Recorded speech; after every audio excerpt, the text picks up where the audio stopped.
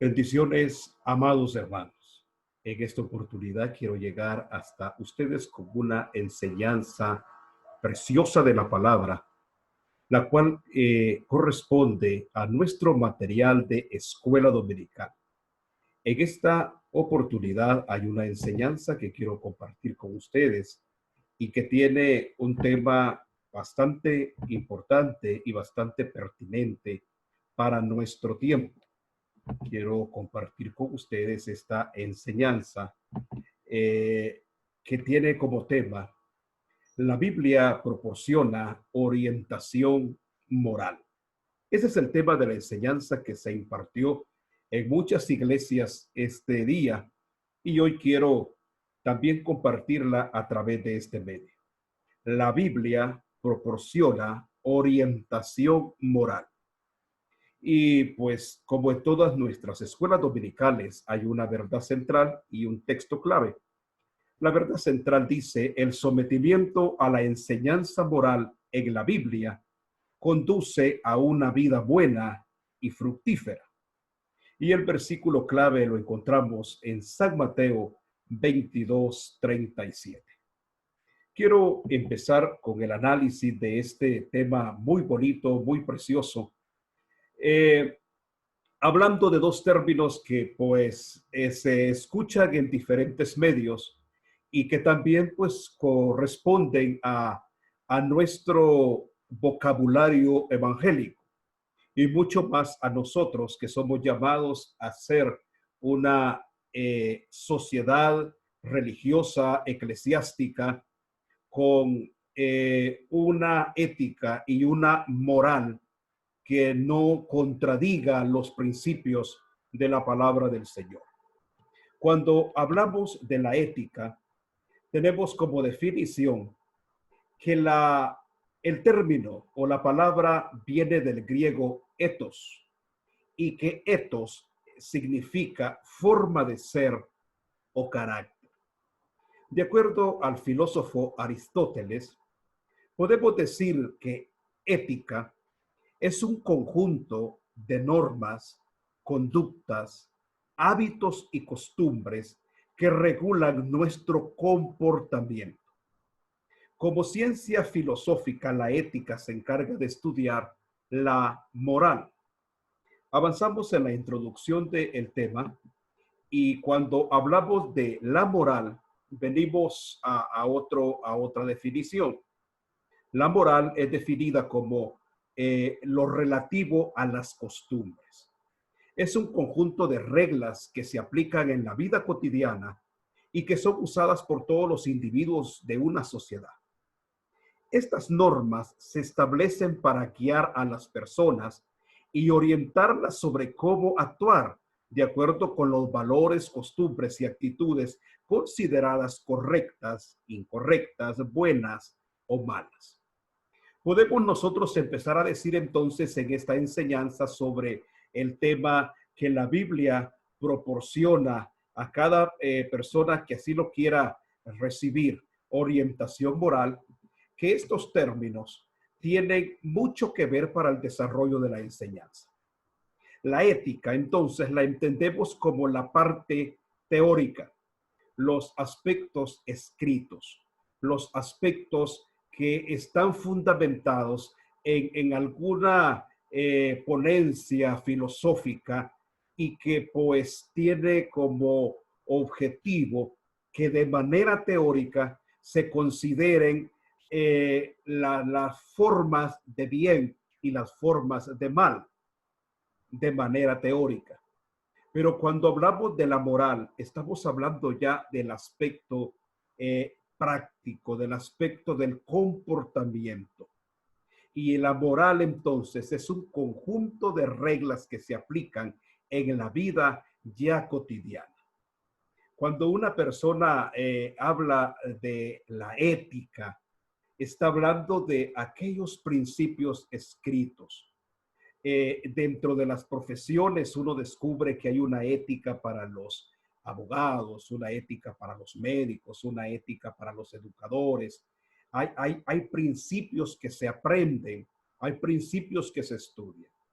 pero la puesta en práctica de estos principios ya constituyen el aspecto moral de las personas. Entonces, la ética es la forma general, la moral viene a ser las formas específicas, las normas ya más cercanas a la conducta de la persona. Muy bien, para la reflexión. En este tiempo, amados hermanos, el estudio de la moral es muy difícil, es muy difícil en tiempos como los que estamos viviendo, y se complica más cuando confrontamos la moral de las sociedades de hoy con los principios morales establecidos en la palabra de Dios. Solo para mencionar, hoy día hay tantas corrientes antibíblicas, antiéticas, antimorales, que vienen a justificar actitudes pecaminosas de la gente. Quiero nada más hablarle de dos para ir introduciendo esta reflexión, este contenido bíblico. Hay dos corrientes de pensamiento relativos a la moral que tienen como objetivo anular la moral bíblica. Vamos a ver. En primer lugar tenemos la moral relativa.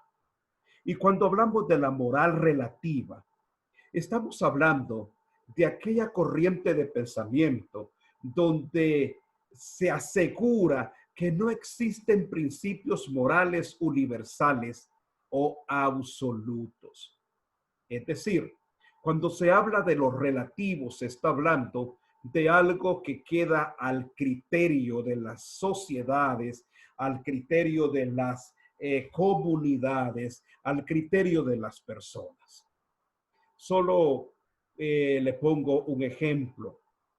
Cuando se aborda, por ejemplo, el tema de la ideología de género, esa corriente de pensamiento y conducta que quiere de alguna forma no solo legalizar, sino que también pretende de alguna forma cambiar la esencia de la conducta homosexual y que sea vista como buena, sea vista como natural. Ellos dicen, los de la ideología de diversidad de género, que la homosexualidad es mala en el pensamiento de los países subdesarrollados, que la homosexualidad es mala en el pensamiento de la gente como la gente de Guatemala, la gente de los países vecinos que defendemos el matrimonio como la unión de dos personas de diferente sexo, hombre y mujer, mujer y hombre. Nunca nosotros aceptamos, al menos moralmente, que el matrimonio de dos hombres o de dos mujeres sea bueno. Pero la moral relativa dice que es nuestra forma obsoleta de pensar eso. ¿Qué países como México, el caso más cercano que es Costa Rica, qué países como Argentina, esos países, Holanda, es uno de los países que abandera la protección a los homosexuales, esos países pues han desarrollado una idea de moral, según ellos, amplia, civilizada. Por lo tanto, allá es buena la homosexualidad, allá es natural la homosexualidad, aquí es mala, aquí es incorrecta, pero ellos dicen, ni lo malo ni lo bueno está en la homosexualidad, sino en la forma de pensar de las sociedades. Si para, por ejemplo, nosotros el aborto y el incesto, es ese tipo de abuso sexual a los niños, hoy en día lo seguimos considerando aberrante. Hay sociedades que como la moral es relativa, ya los aceptan con menor preocupación. pero eso contradice la palabra. Existe el otro aspecto, que es la moral subjetiva. Y cuando hablamos de la moral subjetiva, dice de la pantalla que expresa la idea según la cual la afirmación de que algo es moralmente bueno o malo, pues es de acuerdo con una perspectiva individual. Ellos dicen pues que lo bueno o lo malo ni siquiera está en el pensamiento comunitario, ni siquiera está en el pensamiento social, sino que está en la forma en que la persona lo considera. Si la persona considera que algo es bueno, pues hay que respetarla porque la moral es subjetiva, es de acuerdo a cómo la persona lo considere. Estas solo son dos ponencias ideológicas de este tiempo que contradicen a la moral o a la ética de la palabra. Nuestro tema es que la Biblia proporciona orientación moral y vamos a abordar 3 puntos importantes de esta enseñanza de escuela dominical. Vamos a ver. Vamos a decir que la Biblia tiene una base moral. ¿Y cuál es la base de la moralidad bíblica? En primer lugar, que el hombre es imagen y semejanza de Dios. Según Génesis 1:26, el hombre es la única creación de Dios que fue dotada de una personalidad con capacidad de pensamiento, sentimiento y decisión. Tiene capacidad de realizar decisiones morales, de crecer espiritualmente o deteriorarse. Mucha atención a esto. En el principio el ser humano amaba a Dios, era una criatura santa, pero la caída lo cambió todo. Su espíritu quedó tan alterado a causa del pecado que huyó de Dios y ahora ama más la maldad que la justicia. ¿Cuál es la base de la moralidad bíblica? Pues que el Señor Dios Todopoderoso, en Génesis 1:26 dijo: hagamos al hombre a nuestra imagen y a nuestra semejanza. No dijo así de los mares, no dijo así de los ríos, no dijo así de los montes, no dijo así de las montañas. No dijo hagamos a las montañas, hagamos a los animales conforme a nuestra imagen y semejanza. Solo lo dijo del hombre. Pero eso es suficiente para reconocer la tremenda responsabilidad que nosotros tenemos delante de Dios. Pues Dios nos hizo con una capacidad de personalidad, de pensamiento, de sentimiento y decisión.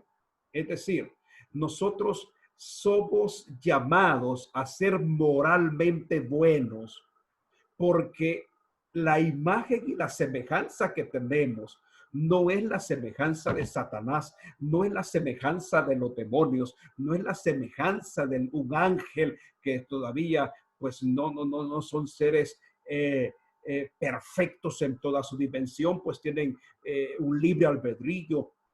Somos la imagen y semejanza de Dios. Y al ser la imagen y semejanza de Dios, tenemos una responsabilidad moral. Y el hombre es en esencia bueno. El hombre es en esencia y creado en su estado primigenio, en su estado primario, fue creado como un ser bueno.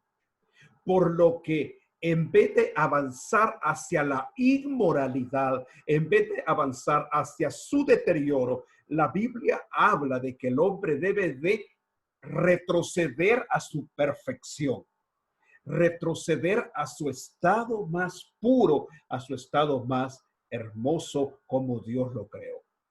Segundo, la base de la moralidad bíblica no solo es que el hombre es imagen y semejanza de Dios, sino que también el amor como principio transversal. Quiero ahora sí leer San Mateo capítulo 22. Vamos a la palabra del Señor. Este es un texto muy interesante para poder aprender esta enseñanza sobre que la Biblia proporciona orientación moral.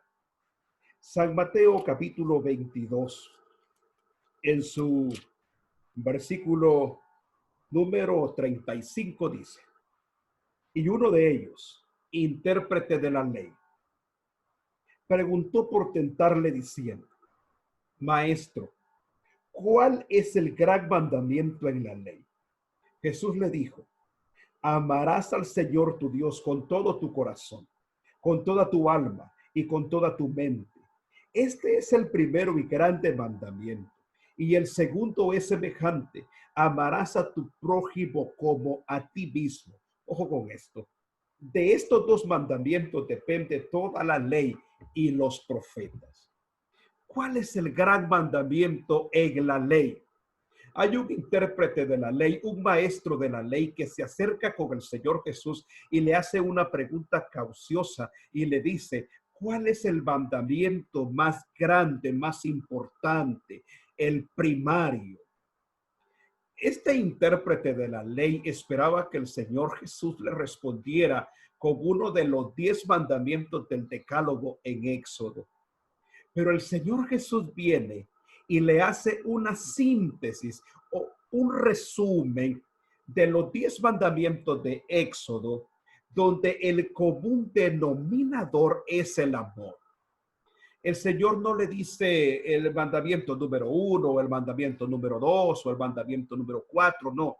El Señor, en su capacidad magistral de responder las preguntas que le hacían, el Señor le da una lección general de todos los mandamientos y le dice: toda la ley y todos los profetas se resume en una sola realidad.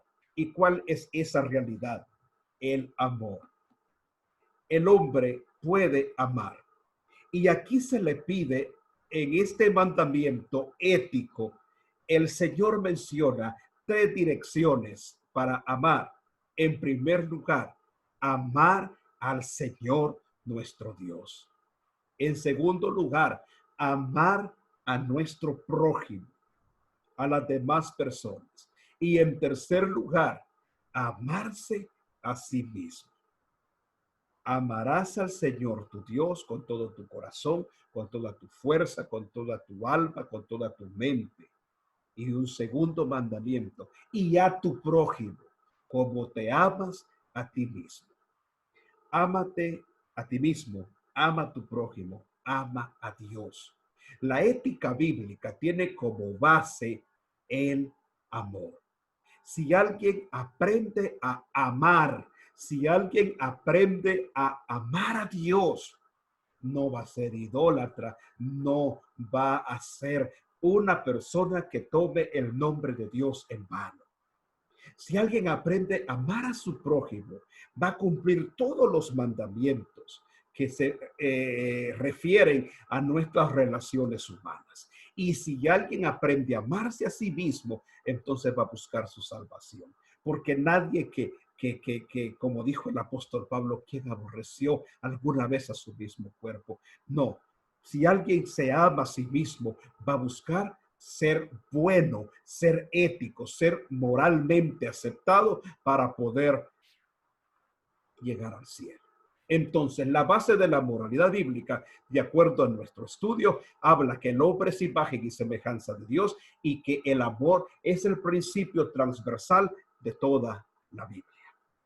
Pasamos a un segundo punto de nuestra enseñanza y es el alcance de la moralidad bíblica.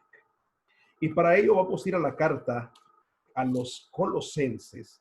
Carta a los Colosenses en su capítulo 3, versículo 1 al 4 dice: si pues habéis resucitado con Cristo, buscad las cosas de arriba, donde está Cristo sentado a la diestra de Dios. Poned la mirada en las cosas de arriba, no en las de la tierra. Porque habéis muerto y vuestra vida está escondida con Cristo en Dios. Cuando Cristo vuestra vida se manifieste, entonces también seréis manifestados con Él en gloria. el alcance de la moralidad bíblica. Cuando se habla del alcance de la moralidad bíblica, estamos hablando, amados hermanos, de hasta dónde la moralidad bíblica se extiende. Ahora, ¿por qué esto es importante? Al principio hablábamos de la ética relativa. Esta habla de una moral comunitaria o de sociedades. Bajo este punto de vista, cada sociedad tiene el derecho de decidir qué es bueno y qué es malo, sin que se deba censurarles. La ética relativa dice que si en Costa Rica ellos consideran que el matrimonio homosexual es algo natural, es algo bueno, si en determinados lugares se considera que la pedofilia, que los pedófilos bien pueden abusar de los niños, que puede haber los matrimonios bígamos con dos mujeres cada hombre o dos hombres cada mujer, o si puede haber relaciones incestuosas, o sea, matrimonio entre familiares, y esa sociedad no le condena, entonces moralmente no son condenables. Es decir, si en los países donde aprobaron tantas cosas antiéticas y antimorales, ya la gente lo ve como correcto, como bueno, pues allí esa moral está, dicen los posmodernos, superada, civilizada, de primer mundo. Nosotros somos aquí los cuadrados, los de las cavernas, los ancestrales que no queremos abrir los ojos, dicen ellos, a un mundo de tolerancia. Ahora, el punto es, amados hermanos, que el apóstol Pablo hace una referencia bien interesante y dice, si has resucitado con Cristo Jesús, es decir, que si eres cristiano, hay una ética que posiblemente la Constitución Política de la República de Guatemala alguna vez la cambie. Quizás la ley civil alguna vez borre algunos principios éticos conservadores. Es posible que de repente las leyes cambien, pero como pueblo de Dios, nosotros dice que debemos de seguir poniendo nuestra mirada en las cosas de arriba, donde está Cristo. ¿Qué quiere decir esto? Explica que toda persona que ha conocido al Señor ha resucitado con Cristo Jesús. Es decir, ha nacido de nuevo.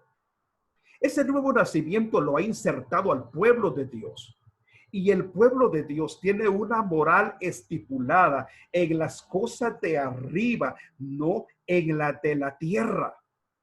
Ya que estamos escondidos o sumergidos en Cristo, debemos poner la mirada en sus leyes espirituales, no en la de la tierra. Nosotros, amados hermanos, como hijos de Dios, como cristianos, como gente nacida de nuevo, que está escondida en Cristo Jesús, debemos nosotros de poner nuestra mirada en la moralidad del cielo, en la moralidad bíblica, en el carácter santo, en el carácter puro y perfecto, límpido de nuestro Dios.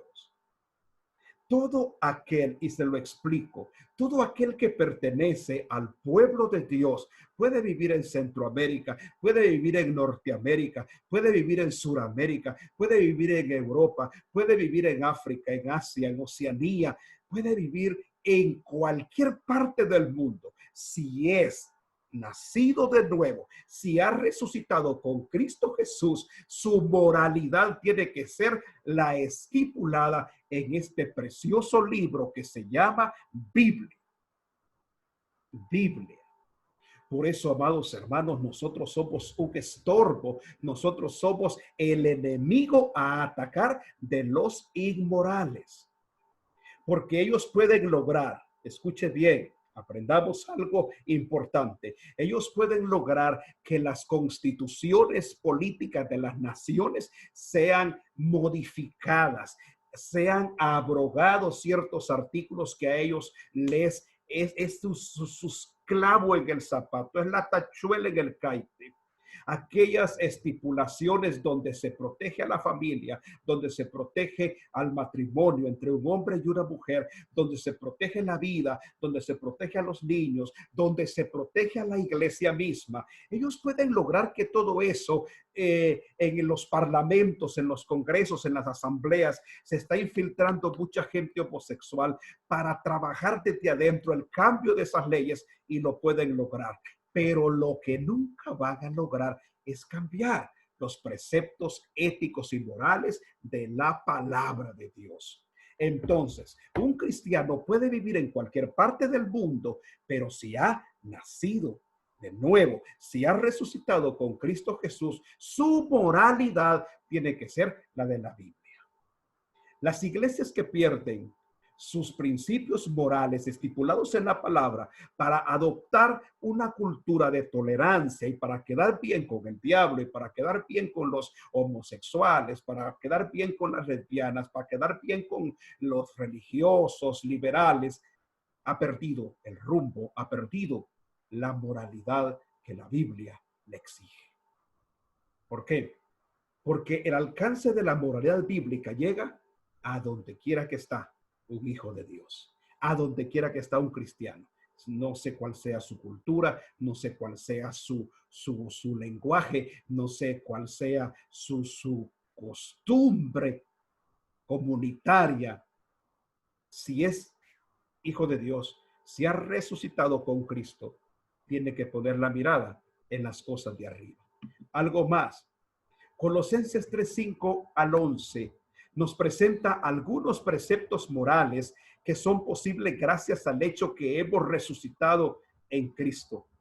Dice Colosenses 3:5, haced morir pues lo terrenal en vosotros, fornicación, impureza, pasiones desordenadas, malos deseos y avaricia, que es idolatría. Cosas por las cuales la ira de Dios viene sobre los hijos de desobediencia, en las cuales vosotros también anduviste en otro tiempo cuando vivías en ellas. Pero ahora dejad también vosotros todas estas cosas, ira, enojo, malicia, blasfemia, palabras deshonestas de vuestra boca. No mintáis los unos a los otros, habiendo despojados del viejo hombre con sus hechos y revestido del nuevo, el cual conforme a la imagen del que lo creó, se va renovando hasta el conocimiento pleno. ¿Hasta dónde está el alcance de la moralidad bíblica? A donde quiera que haya un hijo de Dios, pero también a donde quiera que haya alguien que tiene al Espíritu Santo dentro. Si alguien tiene su corazón como templo y morada del Espíritu Santo, dice la Biblia en Colosenses 3:5 que tiene la capacidad, la facultad de hacer morir la fornicación, es decir, los pecados sexuales. Nadie puede decir, es que este asunto de prostituirme, que este asunto de la pornografía, que este asunto de la impureza, de las pasiones desordenadas, yo no lo puedo vencer. Si ha resucitado con Cristo, la moralidad bíblica le capacita de manera interna, de manera intrínseca, para vencer sus malos deseos, sus avaricias, la fornicación, la impureza. Si alguien es esclavo de la fornicación, si alguien es esclavo de la impureza y las pasiones desordenadas, si alguien es esclavo de los malos deseos, no es hijo de Dios. Porque nosotros, de acuerdo al precepto paulino a los colosenses, el Espíritu Santo nos da la facultad para poder hacer morir esas cosas en nosotros. Pero también dice que debemos dejar ira, enojo, malicia, blasfemia, palabras deshonestas, mentira. Aquí hay una serie de actitudes antiéticas. El apóstol Pablo primero presenta un combo de pecados antiéticos, inmorales, fuertes, para luego traernos a acciones como el enojo, la ira, la malicia, que es una especie de morbosidad, la blasfemia, o sea, el estar maldiciendo, las palabras deshonestas, o sea, el lenguaje grotesco, vulgar, ofensivo, la mentira, que de repente sea uno de los males que se va quedando en la iglesia por mucho tiempo. hay gente que es cristiana y de repente se le cataloga como mentiroso. Esas cosas dice que la ética bíblica las alcanza. ¿Por qué? Porque en primer lugar, nosotros dijimos que donde quiera que alguien ha resucitado con Cristo Jesús, allí tiene que cumplir las cosas de arriba. Pero también donde quiera que hay alguien que tiene al Señor en su corazón, debe de renovar su espíritu de manera que el viejo hombre con sus vicios vaya muriendo y el nuevo hombre se vaya renovando en nuestra vida. Qué interesante. Esos son los alcances. Finalizamos con el tercer punto. ¿Cuál es la meta de la moralidad bíblica? Colosenses 3:12 al 14. Vea qué lindo este texto, dice la palabra de Dios. Vestidos pues como escogidos de Dios, santos y amados, de entrañable misericordia, de benignidad, de humildad, de mansedumbre, de paciencia, soportándoos unos a otros y perdonándonos unos a otros, si alguno tuviera queja contra otro, de la manera que Cristo os perdonó, así también hacedlo vosotros. Estos textos nos muestran las virtudes piadosas que debemos de desarrollar en nuestro carácter ético. Podemos por medio del Señor llegar a ser santos, amados, misericordiosos, benignos, humildes, pacientes y soportar y perdonar como Cristo. ¿Cuál es la meta de la moralidad bíblica? Que nuestro carácter cada vez se vaya pareciendo más al del Señor. Santo, que ame, que tenga misericordia, que sea benigno, que sea humilde, que sea paciente y que tenga la capacidad de soportar y perdonar como Cristo Jesús. ¿Qué más? Colosenses 3:15 al 17 y 24. 3:15 dice, y la paz de Dios gobierne en vuestros corazones, a la que asimismo fuiste llamados en un solo cuerpo, y sed agradecidos. El 17 dice, y todo lo que hacéis, sea de palabra o de hecho, hacedlo todo en el nombre del Señor Jesús. Y el 24 dice, sabiendo que del Señor recibiréis la recompensa de la herencia, porque a Cristo el Señor servís. ¿Cuál es la meta de la moralidad bíblica? Perdón. Nos enseña que una conciencia moral sujeta a la palabra nos proporciona paz. Los inmorales no tienen paz. No hay paz para el malo, dice Jehová, dijo el profeta. Huye el impío sin que nadie lo persiga. La inmoralidad, el pecado, la maldad, la suciedad y todo eso que el hombre hace le provoca desasosiego, le provoca una serie de reacciones desde el principio, como cuando Adán pecó y se escondió del Señor. Pero cuando alguien es moralmente correcto, dice la palabra, que tiene la paz de Dios.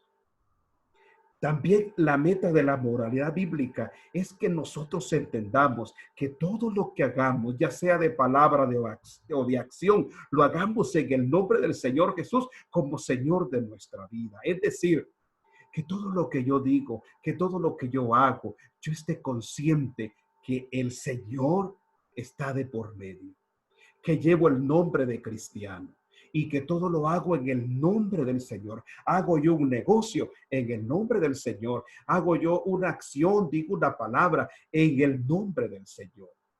Y cuando lo hacemos en el nombre del Señor, entonces estamos empeñando la palabra del Señor, el nombre de Jesús. Como cuando a usted le dicen, mire, y este asunto cree que se pueda dar, usted dice sí en el nombre del Señor. No es en mi nombre, sino en el nombre del santo, del perfecto. Yo tengo un matrimonio que debo respetar en el nombre del Señor, porque cuando me casaron me bendijeron en el nombre del Señor. Tengo un testimonio que debo de llevarlo en palabra y en acción de la mejor manera, porque estoy hablando del nombre del Señor y esperar la recompensa de parte de Él, pues Él nos dará la recompensa por portarnos bien como hijos de Dios. Entonces, en este estudio de escuela dominical, hemos hablado acerca de que la Biblia proporciona orientación moral. Hemos definido ética y hemos definido moral. Hemos dicho que la ética son los aspectos correspondientes a los principios y que la moral ya es el conjunto de reglas que se aplica en la vida cotidiana y que son usados por todos los individuos de una sociedad. Una persona es ética cuando cumple los principios en su moralidad. Ya reflexionamos que la moral relativa contradice la palabra y la moral subjetiva. La moral relativa es aquella donde las sociedades clasifican el bien y el mal. Y en la moral subjetiva es cuando la persona, de acuerdo a sus sentimientos, decide qué es bien o qué es mal. Pero eso la Biblia no lo autoriza. Engañoso es el corazón, dice la palabra. Hay gente que dice, yo no siento que esto sea pecado. El hombre no puede determinar lo que es pecado o no, lo determina la palabra. Ya vimos la base de la moralidad bíblica, que es el hecho de que el hombre es imagen y semejanza de Dios y que también hay un principio que se nos manda en tres direcciones, hacia el Señor, hacia el prójimo y hacia mí, el amar. También hablamos del alcance de la moralidad, que alcanza a donde quiera que hay alguien que ha resucitado con Cristo, está obligado a cumplir la moralidad de arriba. También donde hay alguien que ha nacido de nuevo, está obligado a hacer morir y a dejar lo que ética y moralmente no le conviene.